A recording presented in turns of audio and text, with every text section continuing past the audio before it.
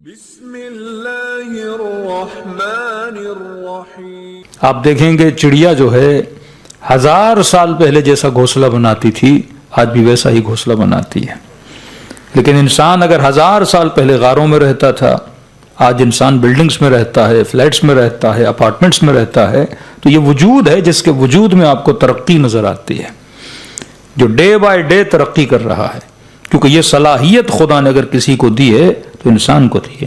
اس کا مطلب یہ کائنات کس کے لیے بنائی گئی؟ انسان کے لیے بنائی گئی، اور پھر وہی خدا جو کائنات کو بناتا گیا لیکن کبھی اپنی خلقت کی تعریف نہیں کر رہا۔ آسمان بنائے تو یہ نہیں کہا میں بہترین بنانے والا ہوں، زمینیں بنائی یہ نہیں کہا میں بہترین بنانے والا ہوں، اتنے بڑے بڑے جانور بنائے، اینیملز کو کریٹ کیا، لیکن یہ نہیں کہا کہ میں بہترین بنانے والا ہوں۔ لیکن وہی خدا جب اس انسان کو بناتا ہے تو برملا کہتا ہے کہ میں احسن الخالقین ہوں۔ وہ کسی کی خلقت پہ تعریف نہیں کرتا، وہ انسان کے وجود کی خلقت پہ تعریف کرتا ہے۔ تو کبھی کبھی اپنے چھوٹے بچوں کو بٹھا کے پوچھا کرو کہ میرے لال تیرے اندر ایسی کون سی کوالٹی ہے جو کسی جانور کے اندر نہیں ہے؟ تو کس چیز پہ ناز کر رہا ہے اور رب کس چیز پہ ناز کر رہا ہے؟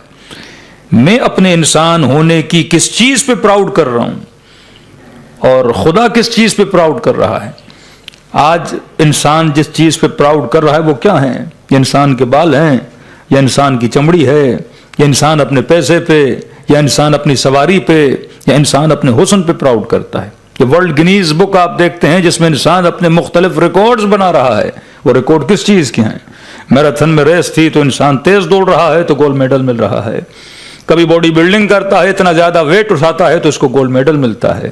مطلب کس ریس میں انسان لگا ہوا ہے اور کس چیز پہ انسان کو سلور اور گولڈ میڈل مل رہا ہے، جبکہ یہ کمال بشر تھا ہی نہیں، یہ وہ چیز ہی نہیں تھی جس پہ انسان کو پراؤڈ کرنا چاہیے کہ جناب اگر آپ 100 کلو کا وزن اٹھاتے ہو تو گدھا تو آپ سے زیادہ اٹھا لیتا ہے، اگر آپ زیادہ کھانے پہ پراؤڈ کرتے ہو تو بھینس تو آپ سے زیادہ کھا لیتی ہے، اگر آپ سفید چمڑی پہ پراؤڈ کرتے ہو تو کبوتر کا رنگ تو آپ سے زیادہ سفید ہے، اگر آپ بڑی آنکھ پہ پراؤڈ کرتے ہو تو گدھے کی آنکھ، گھوڑے کی آنکھ تو انسان سے کئی گنا زیادہ بڑی ہے، اگر آپ اپنے بالوں پہ پراؤڈ کرتے ہو کہ میرے بال بڑے سلکی ہیں تو گھوڑے کے بال تو بغیر شیمپو کے بھی سلکی ہیں۔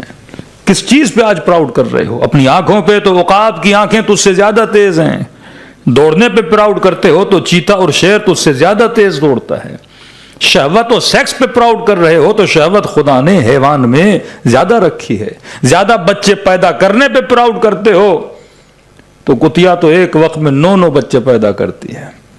یہ وہ چیز نہیں تھی جس پہ انسان کیا کرے، پراؤڈ کرے کہ میرے پاس بچے زیادہ ہیں، یا میرے وجود میں شہوت زیادہ ہے، یا میں کھانا زیادہ کھاتا ہوں، یا میں تیز دوڑ دیتا ہوں، یا میں اتنے پتھر اٹھاتا ہوں۔ تبھی رسول جب اپنے اصحاب کے ساتھ جا رہے تھے تو اصحاب نے دیکھا کہ قریش کے کچھ بہادر، جن کو بہادر کہا جاتا تھا، وہ بڑے بڑے پتھر اٹھا رہے ہیں۔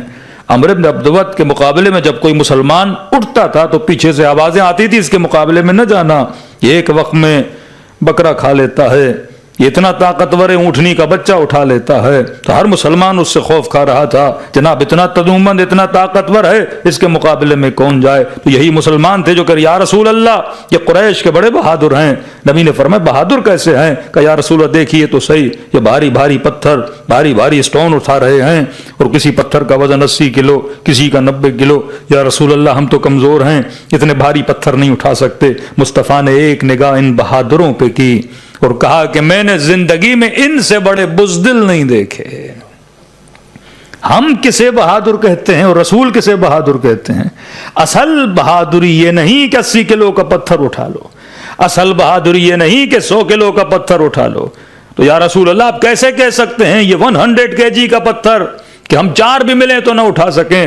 اور یورپ کے بہادر، عمرو بن عبدود جیسے بہادر، یا بعض اوقات ریسلنگ میں باڈی بلڈرز دیکھتے ہیں کہ اتنے بھاری پتھر اٹھاتے ہیں تو ان کو ملتا ہے نا کہ دنیا کا سب سے طاقتور ترین انسان ہے، لہذا سے گولڈ میڈل دیا جاتا ہے۔ اللہ کی نظر میں طاقتور کون ہے؟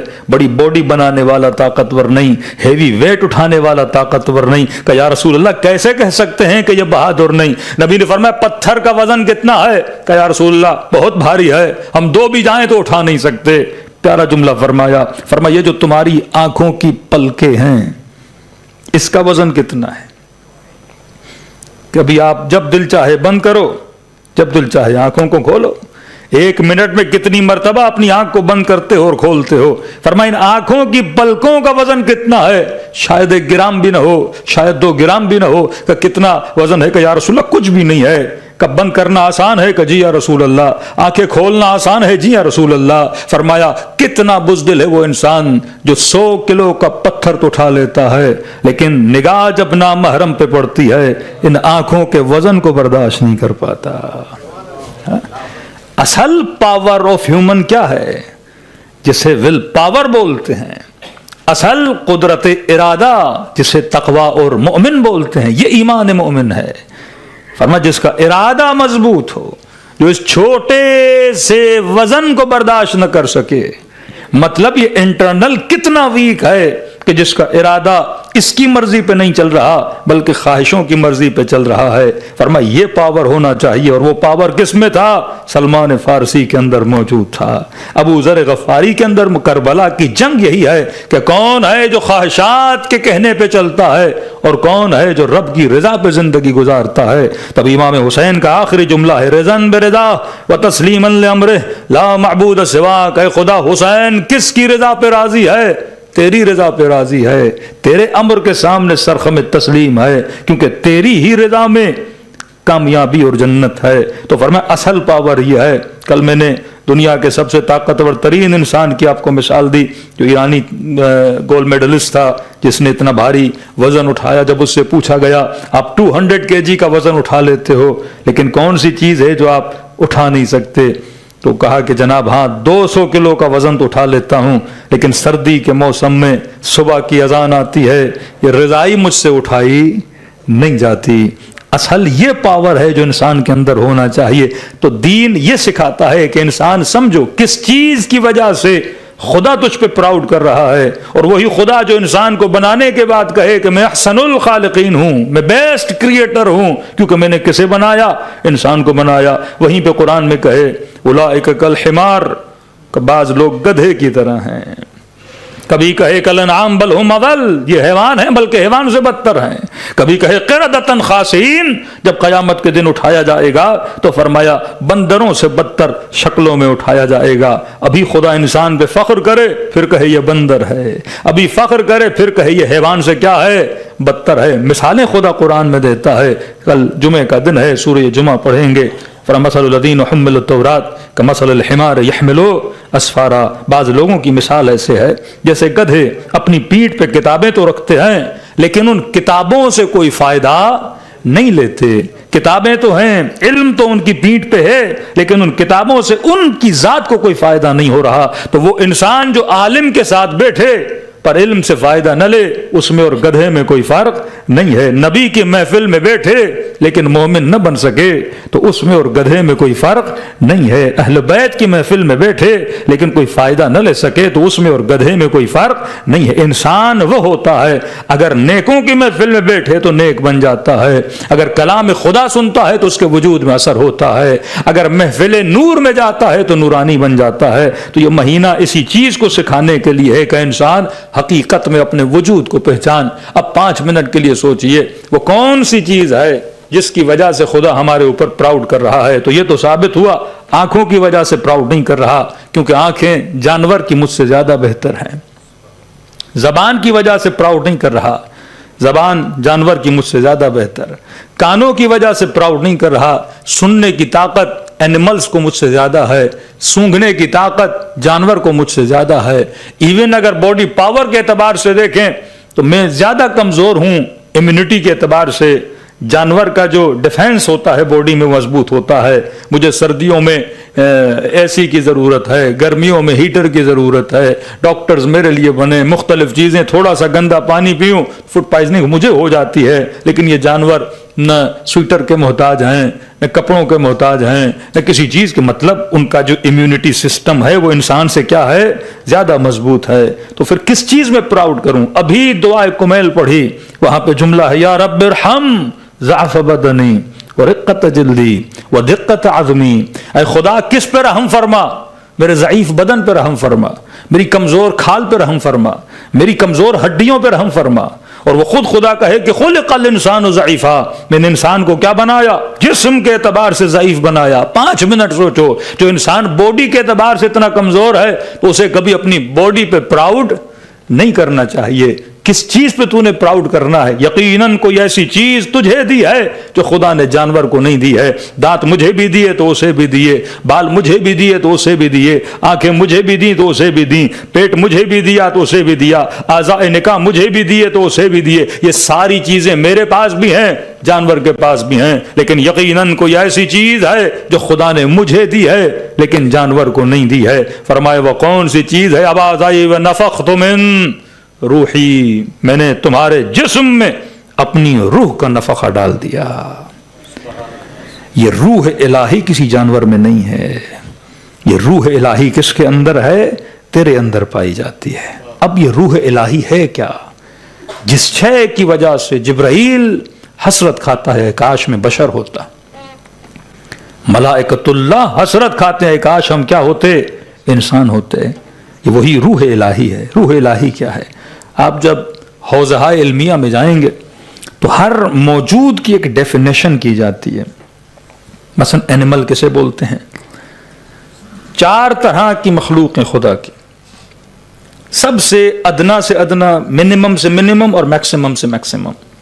سب سے کم درجے والی مخلوق جو خدا کی ہے اسے جماد بولا جاتا ہے۔ یہ لکڑی، یہ سیمنٹ، یہ پتھر، ایسی چیزیں جن کے اندر حرکت نہیں ہے، موشن نہیں ہے، مومنٹ نہیں ہے۔ 1000 سال ممبر یہاں پہ رکھو ویسے کا ویسا رہے گا، اس کے اندر ترقی نہیں آئے گی کہ 1000 سال کے بعد 2 ممبر ہو جائیں یا 100 سال کے بعد ایک سیڑھی بڑھ جائے، نہیں، جیسا ہے ویسے کا ویسا رہے گا۔ کبھی خدا کہتے ہیں نا بعض لوگوں کی دلوں کو اللہ نے پتھر کی مانند دیا ہے، مطلب ان کو ہدایت کرو، حدیثیں سناؤ، قرآن پڑھاؤ، لیکن اس کے دل پہ کوئی اثر ہونے والا نہیں ہے، جن کے لیے ختم اللہ علی قلوبہم وعلی سمعہم وعلی ابصارہم۔ اللہ کہتا ہے بعض لوگوں کے دلوں پہ مہر لگا دی گئی ہے۔ حسین ابن علی بھی کلام کریں ان پہ اثر نہیں ہوگا، امیر المؤمنین بھی سمجھائیں ان پہ اثر نہیں ہوگا، حضرت عیسیٰ بھی سمجھائیں ان پہ اثر نہیں ہوگا، کیونکہ دل کیا ہو چکا ہے؟ سخت ہو چکا ہے۔ اور غم ابا عبداللہ دل کی سختی کو کیا کرتا ہے؟ توڑ دیتا ہے۔ غم اہل بیت، مصائب اہل بیت اس پتھر مانند دل جو گناہوں کی وجہ سے سخت ہو جاتا ہے۔ اب نماز میں کھڑے ہو تو مزہ نہیں، بس پڑھے جا رہا ہے، دعا پڑھو تو وہ توجہ نہیں، لذت نہیں، پڑھے جا رہا ہے، ذکر خدا کرو تو دل میں رقت نہیں، پڑھے جا رہا ہے، کیونکہ دل کیا ہو چکا ہے؟ سخت ہو چکا ہے۔ اب اس سختی کو توڑنا ہوتا ہے، کیونکہ دل سخت ہو گیا تو قرآن میں وقودہ الناس والحجارہ کا جہنم کا ایندھن بناؤں گا۔ وقود جہنم کا ایندھن لوگ ہوں گے اور پتھر ہوں گے۔ آپ نے کوئی ہیٹر جلانا ہے تو پہلے کوئلے ڈالے جاتے تھے، لکڑیاں ڈالی جاتی تھیں، ابھی پیٹرول ڈالا۔ اللہ کہتا ہے جہنم کا ایندھن پتھر ڈالوں گا اور لوگوں کو ڈالوں گا۔ کون سے لوگ؟ اس کی تشریح خدا نے بتائی۔ تو جنت میں وہی جا سکتا ہے جس کا دل کیا ہو؟ نرم ہو۔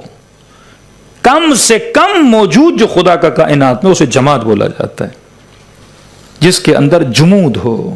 حد سے زیادہ سردی ہو جائے تو چیزیں کیا ہو جاتی ہیں؟ فریز ہو جاتی ہیں۔ فرما ذکر اہل بیت جمے ہوئے دماغوں کو کیا کرتا ہے؟ پگھلاتا ہے۔ آپ جب محفل اہل بیت میں آؤ گے تو یہ دماغ جو جمع ہوا ہے اس کو حرارت عشق اہل بیت کیا کرتی ہے؟ پگھلا دیتی ہے نا۔ امام حسین کے لیے لفظ حرارت استعمال ہوا نا، کہ فرمایا خدا کبھی بھی حرارت غم حسین کو بجھنے نہیں دے گا، تا قیامت جب تک دنیا ہے حرارت ذکر حسین بھی باقی رہتی ہے۔ آپ 10 دن 40 پہ امام حسین کی کربلا جائیے، آپ خود محسوس کریں گے کہ وجود بدل چکا ہے۔ 6 دن حرم امام حسین میں جاتے ہیں، آپ خود محسوس کرو گے کہ قلب وہ قلب نہیں جب میں آیا تھا، وجود کے اندر تبدیلی آ گئی ہے، کیونکہ وہ حرارت ہے جو آپ کے دلوں کو کیا کرتی ہے؟ پگھلا دیتی ہے۔ تو ادنا سے ادنا ترین چیز کو بولا جاتا ہے جماعت، جیسے پتھر، درخت، سختی ہے جن کے اندر۔ اس کے بعد جو کیٹیگری آتی ہے اسے نبات بولا جاتا ہے۔ نبات کا مطلب جس کے اندر نمو ہو۔ آپ نے دانہ مٹی میں ڈالا، پانی دیا، اس کے اندر کیا پیدا ہوا؟ نمو پیدا ہوا۔ پتھر تھا لیکن اگر شکاف آیا اور درخت بننا شروع ہو گیا تو فرمایا دوسری منزل ہے، کیونکہ اس میں نمو آ گیا ہے، اب یہ کیا کر رہا ہے؟ ترقی کر رہا ہے۔ تیسری منزل منزل حیوان ہے۔ اب یہ جو حیوان ہے اس کے اندر جماعت بھی ہے، اس کے اندر نبات بھی ہے، لیکن ایک کیٹیگری اعلیٰ بڑھ گیا، کیونکہ درخت ہے اس کے اندر ایموشنز نہیں ہے، احساس نہیں ہے، خوشی نہیں ہے کہ آپ بولو یہ روتا ہے اس کو کاٹوں گا تو اسے تکلیف ہوتی ہے، درد ہوتا ہے، نہیں، اس کے اندر کوئی ایموشن لیس ہے، لیکن نمو ضرور ہے اس کے اندر۔ پتھر ادنا، پتھر کے بعد درخت، پودا جس کے اندر ترقی ہوئی، لیکن یہاں سے وہاں نہیں جا سکتا، اس کے اندر حرکت نہیں ہے۔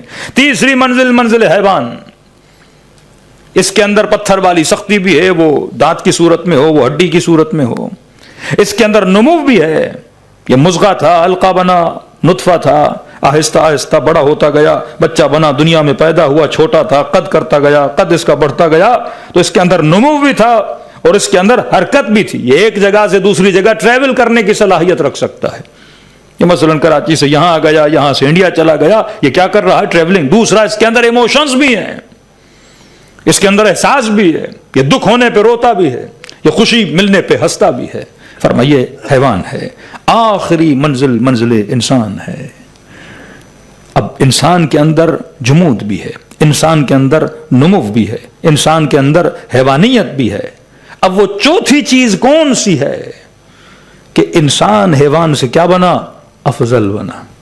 مطلب وہ ساری کوالٹیز جو ایک اینیمل کے اندر ہوتی ہیں وہ اس انسان کے اندر ہیں، وہ ساری کوالٹیز جو ایک پتھر اور ایک درخت کے اندر ہیں وہ انسان کے اندر ہیں، لیکن یہ ایک اللہ کا اپڈیٹڈ وجود ہے، اللہ کی اپڈیٹڈ کریٹیوٹی ہے جسے انسان بولا جاتا ہے، جسے اشرف المخلوقات بولا گیا۔ مطلب اللہ کی ساری مخلوقات پہ شرافت رکھتا ہے، کیونکہ میں کسی حیوان کے لیے حلال نہیں، یہ حیوان ہے جو میرے لیے کیا ہے؟ حلال ہے۔ بکرے آپ کھاتے ہو، مرغیاں آپ کھاتے ہو، پودے آپ کھاتے ہو، سبزیاں آپ کھاتے ہو، گویا پوری کائنات کس کی خدمت میں لگی ہوئی ہے؟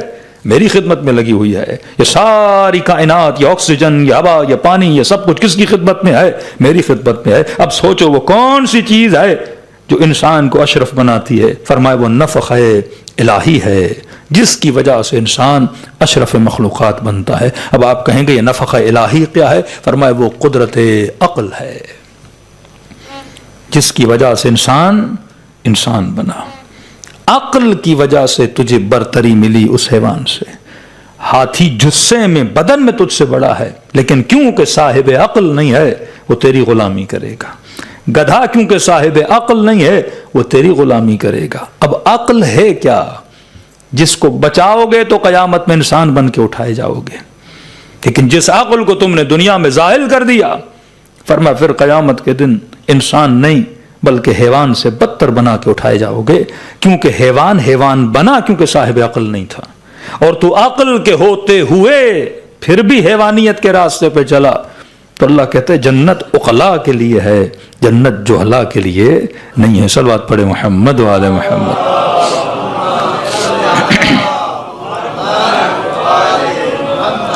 آپ سارے لوگ سعودی عرب یا عمان وغیرہ، کویت وغیرہ جاتے ہوں گے، تو عرب جو لباس پہنتے ہیں تو سر پہ گول چیز باندھتے ہیں، اب اس کو تو امامہ بولتے ہیں، لیکن وہ پتلی سی رسی کی طرح ایک گول چیز باندھتے ہیں جس کو عرب کہتے ہیں اقال۔ اقال بھی مادہ عقل سے نکلا۔ اقال کیوں پہنتے ہیں؟ کبھی ریسرچ کیا کریں، ہر چیز کی ایک حکمت ہوتی ہے۔ جب حکمت دین، حکمت اشیاء کو نہیں سمجھو گے تب تک زندگی میں کبھی کامیابی نہیں ملتی۔ حکمت کیا ہے؟ آج آپ سب یہاں پہ اپنی گاڑیوں پہ آئے، سواریوں پہ آئے، تو جب آپ نے گاڑی پارک کی تو اس کو لاک کرنے کے لیے آپ کے پاس کیا ہے؟ کی ہے، چابی ہے، بٹن دبایا، گاڑی لاک ہو گئی۔ سکون سے آپ امام بارگاہ میں مسجد میں آ کے بیٹھ گئے کہ جناب گاڑی لاک ہے، کوئی چوری نہیں کرے گا۔ گھروں کا لاک، گاڑیوں کا لاک، کہیں پہ پیسے رکھے اس کا لاک، آج تو موبائل کا بھی لاک، اسکرین لاک، ہاں، تو گاڑی چوری نہ ہو جائے، موبائل کا ڈیٹا ہے وہ نہ نکل جائے، کچھ خفیہ چیزیں ہیں وہ کو نہیں دیکھ نہ لے، تو ہم ہر چیز پہ کیا لگاتے ہیں؟ لاک لگاتے ہیں۔ یہ جو عرب کے سر پر ہے یہ ایک طرح کا لاک ہے، کیونکہ پہلے عربوں کی سواری کیا تھی؟ اونٹ۔ اب یہ تھکا ٹوٹا صحرا میں اکیلا سفر پہ گیا، تھوڑا سا سامان وامان جو بھی تھا وہ اونٹ کے اوپر، اور رات کو اس بندے خدا نے سونا بھی ہے تو یہ اونٹ سے اترا, اس نے اونٹ کو بٹھایا, ایسا نہ ہو کہ کہیں سو جائے صبح اٹھے تو اونٹ ہی غائب ہو جائے, یہ تو مر جائے اس صحرا میں. تو عرب کیا کرتے تھے, جب اونٹ بیٹھتے تھے تو اونٹ کے گھٹنے پہ ہمیشہ یہ رسی اپنے سر پہ رکھتے تھے, اور جیسے اترے اور اونٹ کی رسی اپنے سر سے اتاری اور اونٹ کے گھٹنے میں کیا کر دی, باندھ دی, ایک طرح کا اردو میں بولتے ہیں گرہ لگا دی, تو اسے کہتے تھے اقال. اقال کا مطلب کسی چیز کو گرہ لگانا. عقل بھی اقال سے ہے. خدا نے واحد انسان ہے جسے کیا بنایا, صاحب عقل بنایا, جس کو انگلش میں بولیں تو بریک. آپ کے اندر جتنے ایموشنز ہیں, وہ پاور آف امیجنیشن ہو, وہ پاور آف اینگر ہو, وہ پاور آف سیکس ہو, ان سب کو کنٹرول کس نے کرنا ہے, عقل نے کرنا ہے. دین کسی چیز سے روکتا نہیں کہ آپ کھاؤ نہیں, آپ پیو نہیں, آپ شادی نہیں کرو, آپ شہوت نہیں. دین کہتا ہے باؤنڈریز میں چلو. تم گدھے نہیں ہو کہ جہاں شہوت آئی تم پورا کرنا شروع کر دو. تم بھینس نہیں ہو کہ تمہیں بھوک لگی کسی کی زمین پہ بھی جا کے چارہ کھانا شروع کر دو کہ جناب مالک کی زمین ہے یا کس کی نہیں, بھوک لگی بھینس تو کسی کی زمین پہ جا کے گندم کھانا شروع ہو جاتی ہے. جانور کو تو جب شہوت آئی پوری کرنا شروع کر دیتا ہے, اسے یہ نہیں پتا اپنا ہے غیر ہے, اس نے شہوت پوری کرنی. خنزیر بھی موجود خداوندی ہے نا, ایسا نہیں خدا کوئی خنزیر سے نفرت کرتا ہے, اس کی صفات سے. یہ صفات ادبی اور اخلاقی اور انیتھیکل صفات ہیں. اسے پتا نہیں کہ میں شہوت اپنی کہاں پوری کر رہا ہوں. فرما تو انسان نہیں اگر تیرے اندر کنٹرول نہیں, نگاہ پہ کنٹرول نہیں, شکم پہ کنٹرول نہیں, ہاتھوں پہ کنٹرول نہیں, پیسہ آیا یہ دیکھو نہیں کہ اپنا ہے یا غیر کا ہے, بس جیب میں ڈال دو. یہ تو حیوانی صفت ہے. کسی کی زمین پہ جا کے کھا لیا, کہیں پہ بھی شہوت پوری کرنی ہو, کس کے ساتھ بھی اس نے شہوت پوری کر لی. شیر ہے, غصہ آ گیا پتہ نہیں. آج آپ کتنے قصے سنتے ہیں, فلاں ڈولفن کا قصہ آیا, اتنے سال جس نے پالا کیا اور اسے ڈولفن نے کیا کر دیا, مار دیا. شیر کا آپ قصہ سنتے ہیں, مالک تھا 10 سال کھلایا پلایا اور شیر کو غصہ آیا, بھوک لگی, اپنی مالک کو کیا ہوا, کھا گیا. لیکن یہ صفت انسان میں اگر ہو, انسان نمک حلال ہوتا ہے.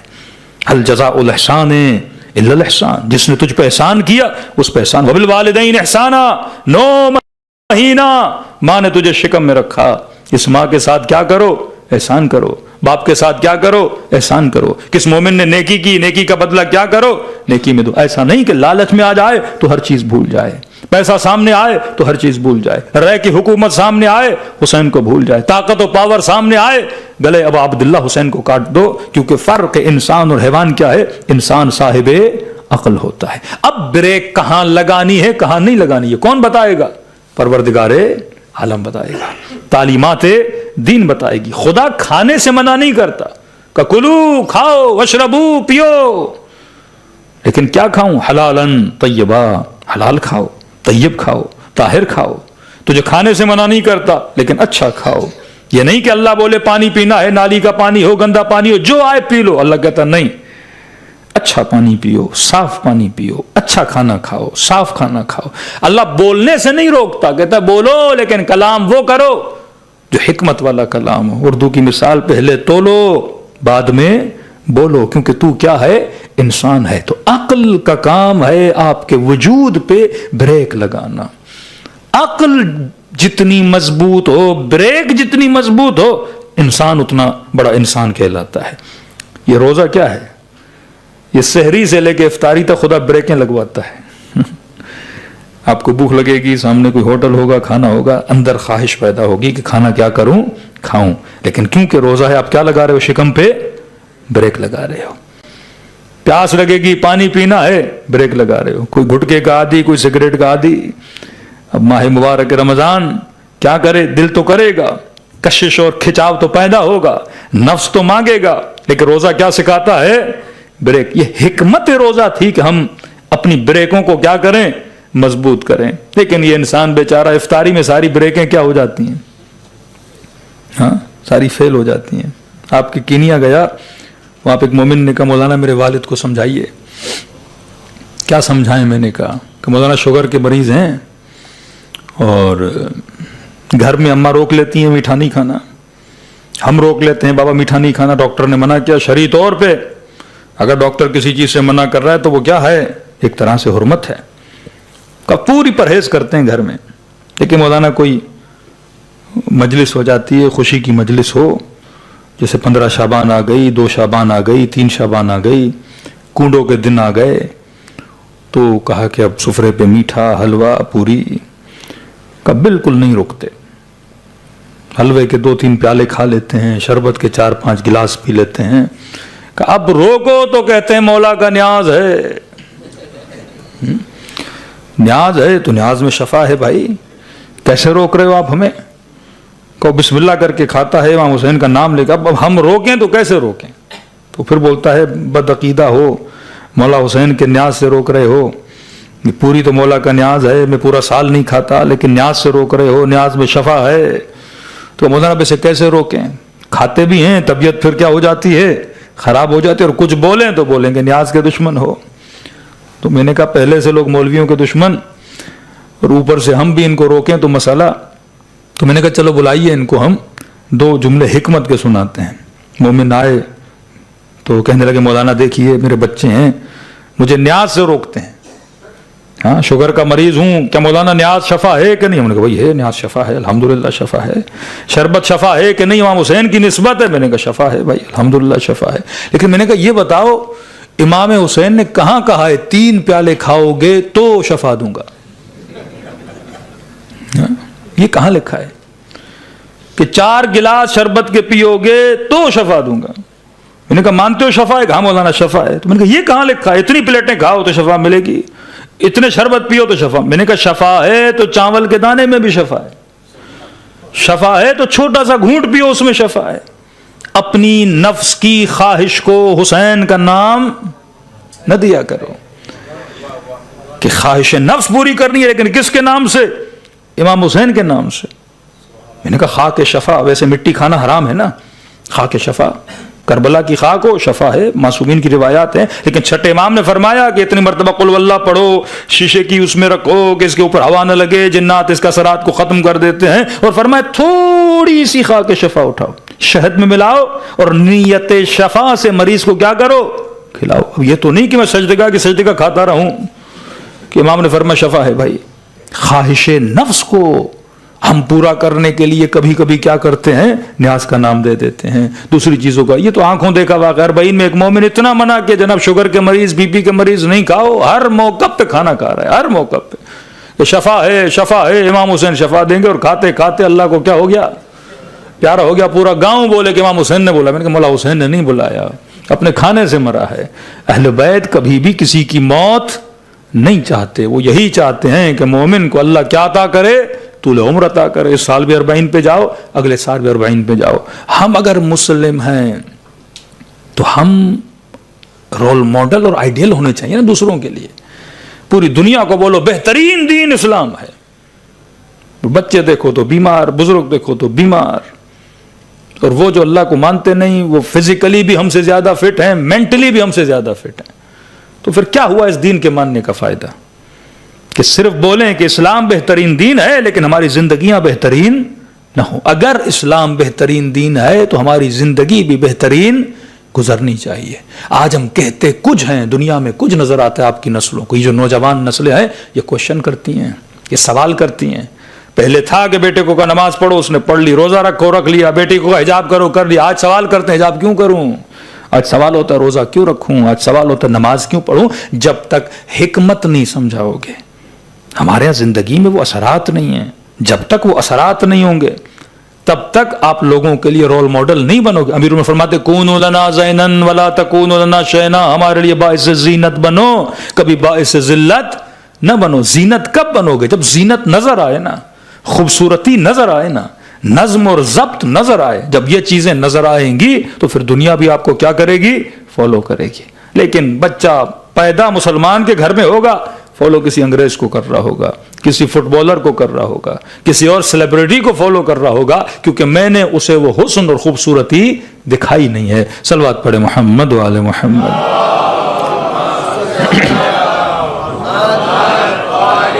محمد وعجل فرجہم. تو آج کی مجلس میں آپ نے یہ سیکھا کہ انسان کس چیز کی وجہ سے انسان ہے؟ قوہ عقل کی وجہ سے انسان ہے. روزے کا مقصد میرے وجود کے اندر بریک کو کیا کرنا؟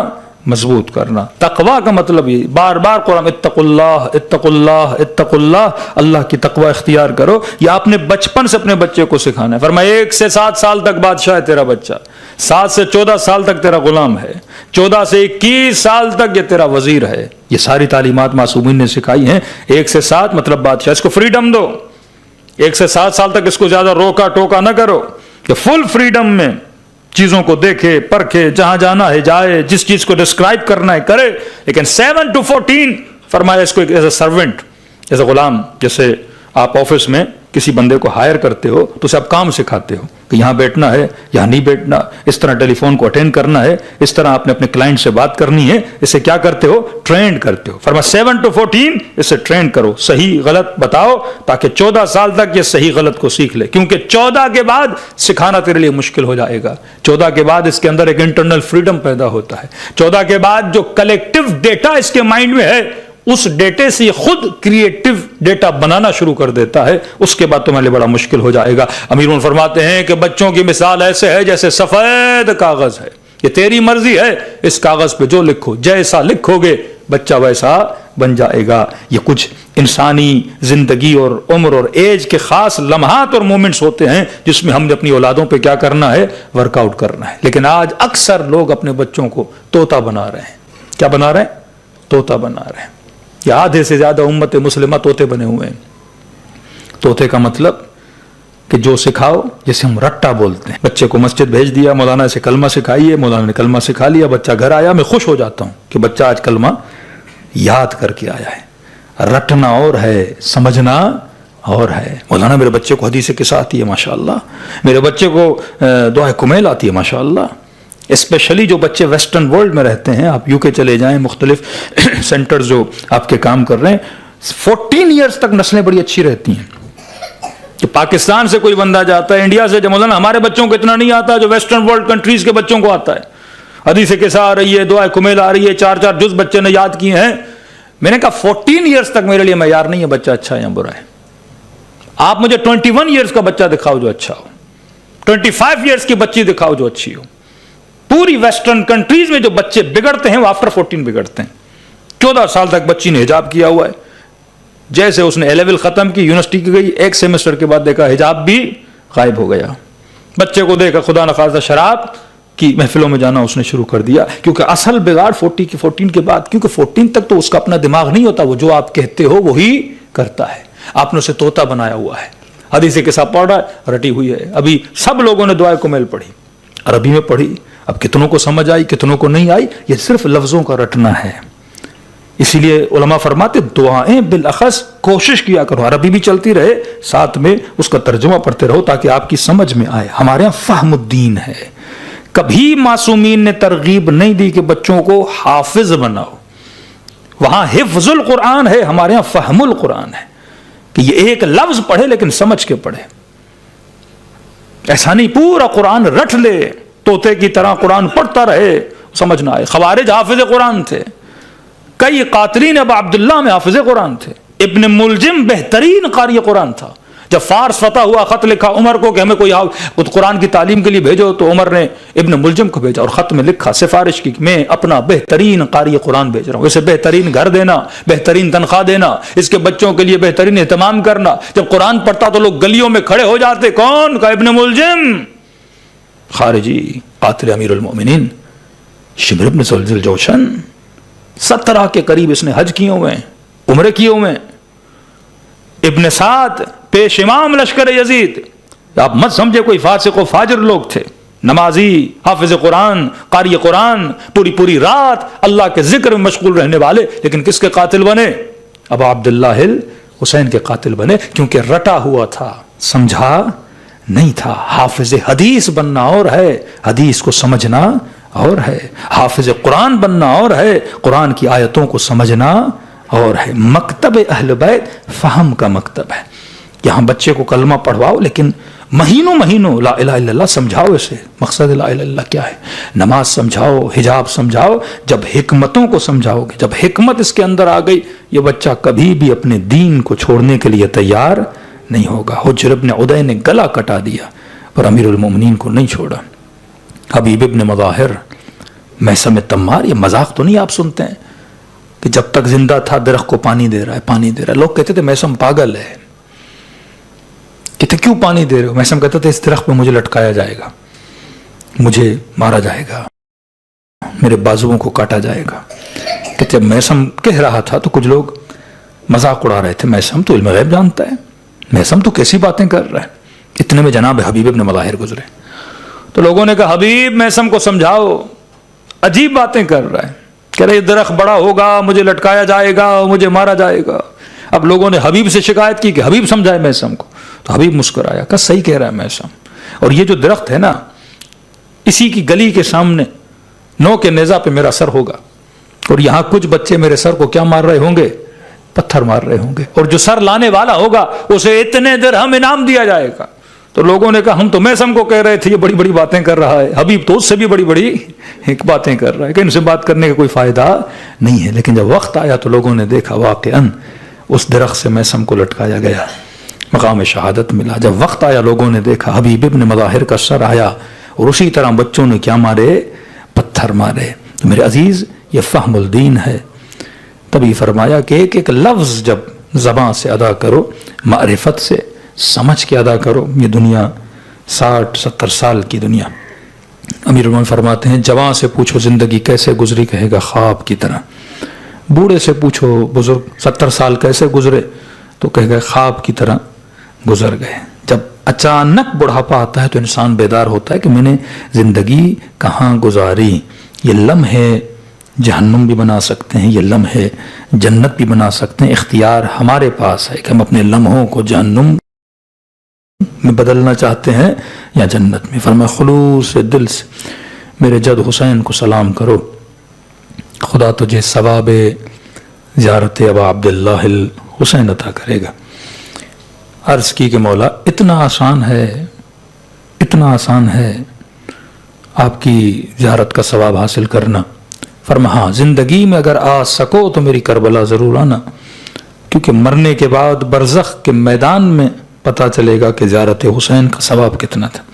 لیکن اگر غریب ہو، بیمار ہو، مجبور ہو، نہیں آ سکتے تو ہم کریم ہیں، گھر میں بیٹھے دل تڑپے تو مجھ غریب حسین کو سلام کرو، اور اگر اس طرح سلام کرو کہ سلام کرتے کرتے تیری آنکھوں سے نہ چاہتے ہوئے آنسو آ جائیں، تو فرمایا اس وقت مت سمجھنا یہ تیرے آنسو ہیں، حسین نے تجھے تیرے سلام کا جواب بھیجا ہے۔